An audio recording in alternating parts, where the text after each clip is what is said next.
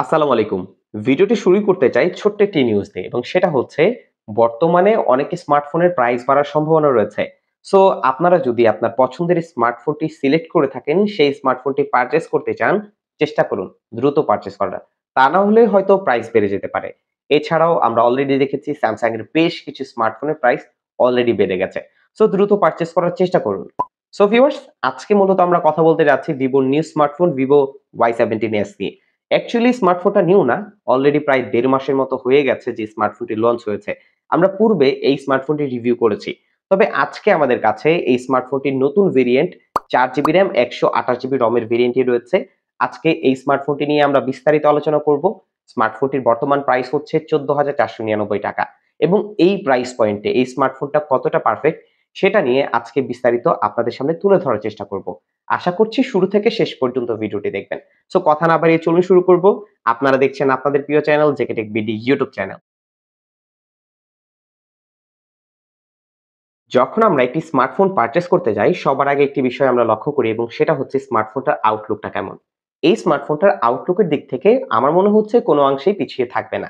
স্মার্টফোনটা দেখতে বেশ সুন্দর, দুটি কালার ভেরিয়েন্টে অ্যাভেলেবল রয়েছে এবং দেখতে বেশ এলিগেন্ট। স্মার্টফোনটার ব্যাক প্যানেলটা পুরোপুরি ফ্ল্যাট, এখানে ম্যাট ডিজাইন ব্যবহার করা হয়েছে। সো স্মার্টফোনটিতে নরমালি কোনো স্ক্র্যাচ না পড়লেও হেভি স্ক্র্যাচ পড়ার সম্ভাবনা রয়েছে, কেননা এটার ব্যাক প্যানেলটা পলিকার্বনেট ফাইবার বডি। স্মার্টফোনটিতে রয়েছে সাইড মাউন্টেড ফিঙ্গারপ্রিন্ট সেন্সর, যা বেশ ফাস্ট এবং অ্যাকুরেটলি এখানে কাজ করছিল। অলরেডি আমরা সেটাই দেখতে পেয়েছি। প্রায় সব ধরনের পোর্টস অ্যান্ড বাটনগুলো এখানে আমরা পেলেও এখানে কোন প্রকার সেকেন্ডারি নয়েজ ক্যান্সেলেশন মাইক্রোফোন পাচ্ছি না, যেটা আমাদের জন্য অনেক অনেক বেশি ইম্পর্টেন্ট। সো আশা করছি ভিভো এই দিকগুলোর দিকে লক্ষ্য রাখার চেষ্টা করবে। স্মার্টফোনটির মধ্যে আমরা ডুয়াল সিম সহ একটি মেমোরি কার্ডও চাইলে ব্যবহার করতে পারবো। স্মার্টফোনটি যে ফ্রন্ট প্যানেল, সেখানে ব্যবহার করা হয়েছে একটি ইউ নচ ডিসপ্লে। যদি ১৪,৫০০ টাকায় স্মার্টফোনটিকে বিবেচনা করতে হয়, স্মার্টফোনটির প্রায় সবকিছুই এখানে আমরা পাচ্ছি। কিছু, কিছু জিনিস পাচ্ছি না। যেমন স্মার্টফোনটির মধ্যে একটি সিঙ্গেল বটম ফায়ারিং স্পিকার ব্যবহার করা হয়েছে।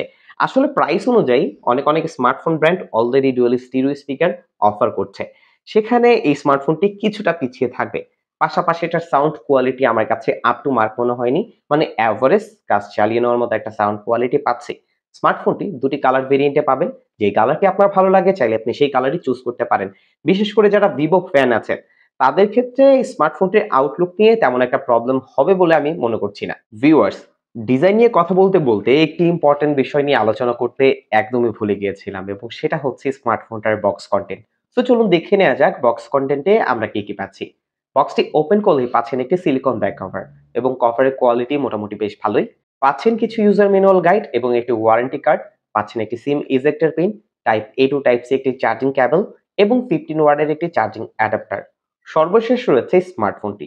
১৪,৫০০ টাকায় স্মার্টফোনটির প্রাইস অনুযায়ী যখন আমরা বিবেচনা করলাম, তখন এই স্মার্টফোনটির যে ফ্রন্ট প্যানেল, সেটা আমাকে কিছুটা হতাশ করেছে।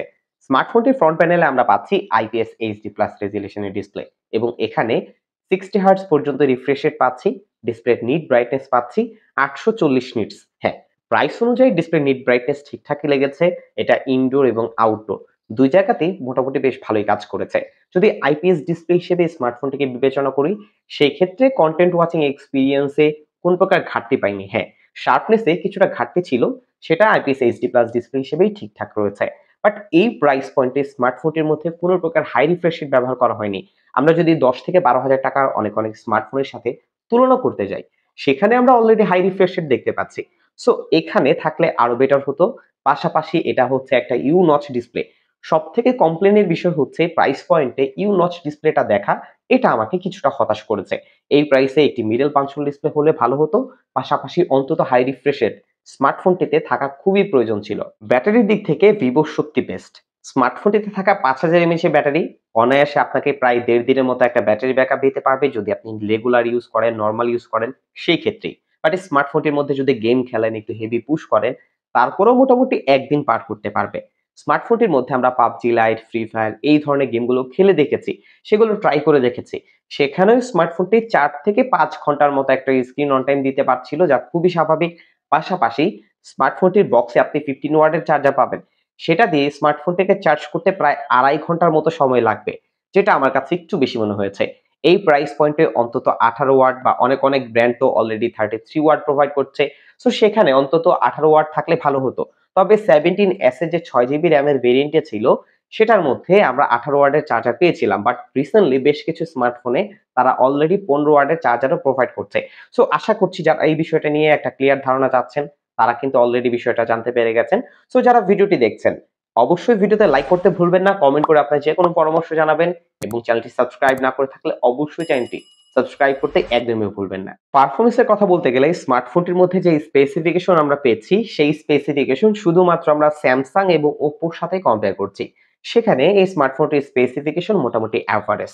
তবে অন্যান্য ব্র্যান্ড যেমন লাইক রিয়েলমি, আপনি যদি টেকনো অথবা ইনফিনিক্স এর সাথে কম্পেয়ার করতে যান, সেই ক্ষেত্রে এই স্মার্টফোনটির পারফরম্যান্স সেকশনের স্পেসিফিকেশন অনেকাংশেই পিছিয়ে পড়বে।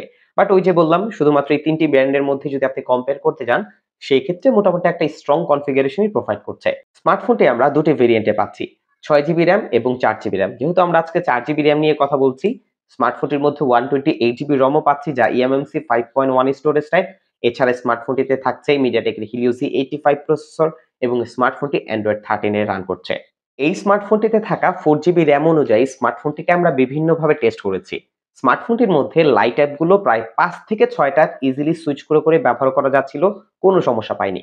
এবং কিছু হাই এমবির অ্যাপগুলো ব্যবহার করেছি, সেই ক্ষেত্রে চেষ্টা করেছি 4 থেকে 5টি অ্যাপের মধ্যে সীমাবদ্ধ রাখার। এবং আপনারা যারা এই স্মার্টফোনটি পারচেজ করবেন, তারা চেষ্টা করবেন 4 থেকে 5টি অ্যাপের মধ্যেই সীমাবদ্ধ রাখার। সেক্ষেত্রে মোটামুটি একটা ভালো আউটপুট দিতে পারবে। স্মার্টফোনটির মধ্যে যদি আরেকটু বেশি এমবির অ্যাপগুলো ব্যবহার করতে চান, ব্যবহার করতে পারবেন। সেই ক্ষেত্রে 2-3টির মধ্যে সীমাবদ্ধ রাখবেন। স্মার্টফোনটির মধ্যে পাবজি লাইট, ফ্রি ফায়ার, আশফাল 9 এই ধরনের গেমগুলো প্লেবল ছিল। তবে ফ্রি ফায়ার এবং পাবজি লাইট মোটামুটি ভালোভাবেই খেলা যাচ্ছিল। তবে আশফাল 9, কল অফ ডিউটি এই ধরনের গেমগুলো যদি খেলতে যান, সেই ক্ষেত্রে ল্যাগ, ফ্রেম ড্রপ দেখতে পাবেন, যা খুবই স্বাভাবিক। এবং ফ্রি ফায়ারের ক্ষেত্রে যদি হাই গ্রাফিক্স বা আল্ট্রাতে খেলতে যান, মাঝে টুকটাক ল্যাগ আমরা স্মার্টফোনটির মধ্যে পেয়েছি, যা এই মুহূর্তে খুবই স্বাভাবিক। স্মার্টফোনটি দিয়ে আপনার ডে টু ডে লাইফের সব কাজবাজগুলো করতে পারবেন। আপনার অফিস ওয়ার্কের কাজবাজগুলো করতে পারবেন। যারা একটু সোশ্যাল মিডিয়া অ্যাপগুলো ব্যবহার করেন, তারাও চাইলে স্মার্টফোনটি দিয়ে তার কাজগুলো সম্পূর্ণ করতে পারবেন, কোনো সমস্যা হবে না। তবে চেষ্টা করবেন যতটা লাইট অ্যাপ ব্যবহার করা যায়। সেই ক্ষেত্রে লং টাইম স্মার্টফোনটি ব্যবহারের ক্ষেত্রে আই থিংক তেমন কোনো সমস্যা হবে না। আমরা সেভাবেই স্মার্টফোনটিকে টেস্ট করে দেখেছি। তবে সব মিলিয়ে এই প্রাইস পয়েন্টে স্মার্টফোনটির মধ্যে আরেকটু বেটার প্রসেসর যদি ব্যবহার করা হতো, হয়তো আরো কিছুটা বেটার রেজাল্ট এই স্মার্টফোনটি থেকে আমরা পেতাম।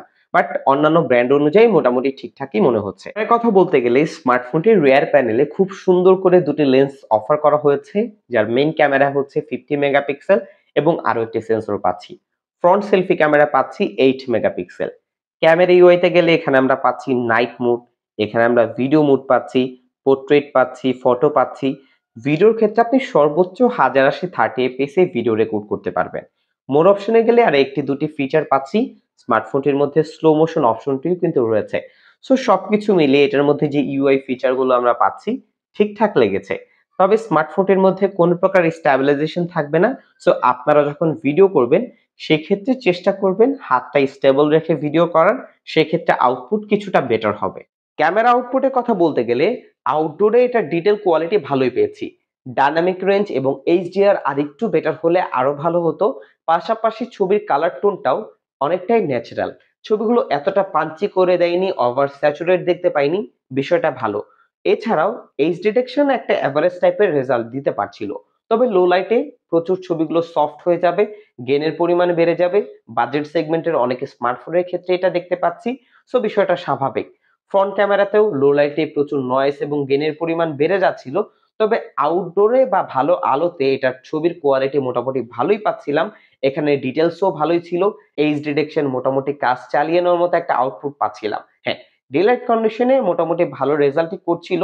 এটাকে আমরা এভারেজের কাতারে রাখছি। 14,500 টাকায় এই স্মার্টফোনটিকে যদি বিবেচনা করতে চাই, স্মার্টফোনটি বেশ কিছু ভালো দিকও পেয়েছি এবং বেশ কিছু ড্রব্যাক পয়েন্টও পেয়েছি, যা এই স্মার্টফোনটির বেশ কিছু ল্যাকিংস পয়েন্ট বলেই আমি বলছি। স্মার্টফোনটির ভালো দিকগুলোর মধ্যে স্মার্টফোনটার মধ্যে গুড লুকিং একটা ডিজাইন পাচ্ছি। স্মার্টফোনটির ক্যামেরা আউটপুট, রিয়ার ক্যামেরা মোটামুটি ঠিকঠাক আছে এবং ফ্রন্ট ক্যামেরাতেও ডেলাইটে বেশ ভালো একটা রেজাল্ট দিতে পারছিল। এই প্রাইস পয়েন্টে এর থেকে বেটার ক্যামেরা আশা করছি অন্য কোনো স্মার্টফোন ব্র্যান্ড দিচ্ছে না। হ্যাঁ, ফ্রন্ট সেলফি ক্যামেরাতে হয়তো টেকনো স্পার্ক 10 প্রো কিছুটা বেটার রেজাল্ট করবে। বাট সেই স্মার্টফোনটির মধ্যে আমরা বেশ কিছু সমস্যা অলরেডি পেয়েছি।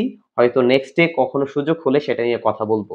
এই প্রাইস পয়েন্টের মধ্যে এই স্মার্টফোনটির মধ্যে টাইপ সি চার্জিং পোর্ট রয়েছে, সাইড মাউন্টেন ফিঙ্গারপ্রিন্ট সেন্সর পাচ্ছি, ডিসপ্লের মধ্যে ল্যাকিংস পয়েন্ট পাচ্ছি, যেমন 90 হার্টজ থাকছে না, এখানে ফুল এইচডি প্লাস ডিসপ্লেও অফার করা হয়নি। পাশাপাশি এটা ডিসপ্লেটা একটা ইউ নচ যুক্ত ডিসপ্লে। স্মার্টফোনটির সাউন্ড কোয়ালিটি আমার কাছে এভারেজ লেগেছে। সেকেন্ডারি নয়েজ ক্যান্সেলেশন মাইক্রোফোনটা থাকলে আরো ভালো হতো। পাশাপাশি এই প্রাইস অনুযায়ী প্রসেসর যদি আরেকটু বেটার করা হতো, সেই ক্ষেত্রে হয়তো আরো বেটার রেজাল্ট এখান থেকে পেয়ে যেতাম। সব মিলে এই স্মার্টফোনটি যারা একদমই এভারেজ ইউজার আছেন, বা যারা বাটন ফোন থেকে একটি স্মার্টফোন পারচেজ করতে চাচ্ছেন, অথবা যারা ভিভোর ফ্যান আছেন বা ভালো একটা ব্যাটারি ব্যাকআপ চাচ্ছেন, তাদের ক্ষেত্রে এই স্মার্টফোনটি রিকমেন্ডেড রইল। বাট আপনি যদি একজন হাই পারফরম্যান্স ইউজার হয়ে থাকেন, অথবা স্মার্টফোনটির মধ্যে হেভি অ্যাপগুলো ব্যবহার করতে চান, অথবা হেভি গেমগুলো খেলতে চান, সেই ক্ষেত্রে অবশ্যই স্মার্টফোনটিকে ইগনোর করতে পারেন। সেই ক্ষেত্রে আই থিংক আপনাকে এতটা বেটার রেজাল্ট স্মার্টফোনটি দিতে পারবে না। সো ভিউয়ার্স, ভিভোর y17s 4GB র্যাম 128GB রম সম্পর্কে একটা বিস্তারিত ধারণা আপনারা পেয়ে গেছেন। যদি আপনার কাছে মনে হয় এই স্মার্টফোনটি আপনার কাছে পারফেক্ট হতে পারে, সেক্ষেত্রে স্মার্টফোনটি আপনি চুজ করতে পারেন। অন্যথায় স্মার্টফোনটিকে ইগনোর করতে পারেন। সো বিদায় নিচ্ছি, আমি জাকারিয়া হাসান পার্থ। আপনারা দেখছিলেন JK tech BD YouTube channel.